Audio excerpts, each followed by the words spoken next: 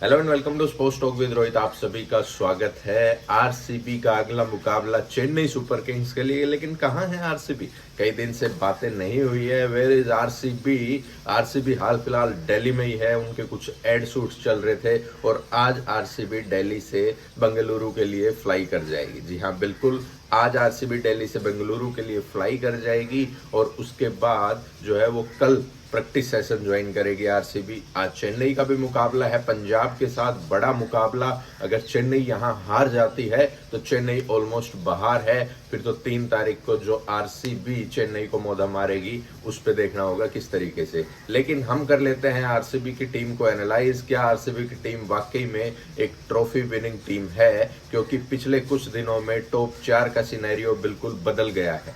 Top 4 में अब RCB top पर नजर आती है, तो दूसरे नंबर पर मुंबई इंडियंस, जो कि 10-15 दिन पहले टेबल के बिल्कुल नीचे थी। फिर लगातार 5 मैच जीत के मुंबई इंडियंस ने साबित कर दिया कि वो क्यों एक चैंपियन साइड है।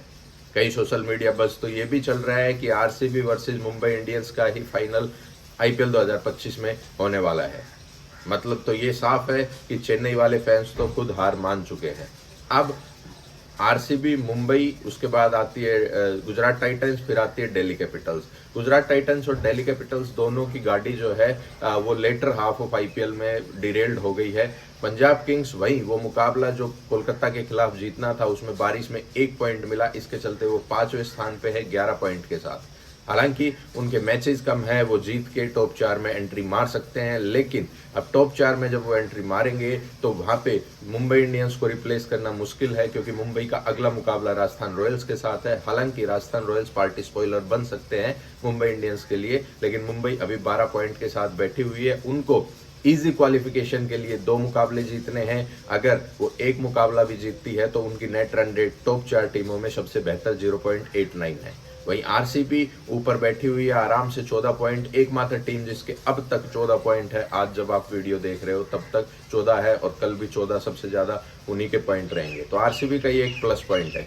अब आरसीबी चिन्नास्वामी पे खेल रही है, तो चिन्नास्वामी पे जो है ना, अब तक एक मुकाबला जीता है 4 में से। 3 मुकाबले बचे हुए हैं, एक चेन्नई के साथ है, एक एसआरएच के साथ है और एक केकेआर के साथ है। तो चेन्नई का मुकाबला थोड़ा सा फंसता हुआ मुझे नजर आ रहा है, क्योंकि चिन्नास्वामी में आके सभी बल्लेबाजों की फॉर्म एक तो वापस आ जाती है और दूसरी आरसीबी टॉस पे काफी हैवीली डिपेंडेंट हो जाती है। चिन्नास्वामी हमने राजस्थान रॉयल्स वाले मुकाबले में भी देखा, हमने जीटी के खिलाफ जब हारा वहां पे भी देखा, हमने डीसी के खिलाफ हारा वहां पे भी हमने देखा, हमने पंजाब के खिलाफ हारा वहां पे भी देखा कि अगर बैटिंग पहले करते हैं तो फंसते हैं।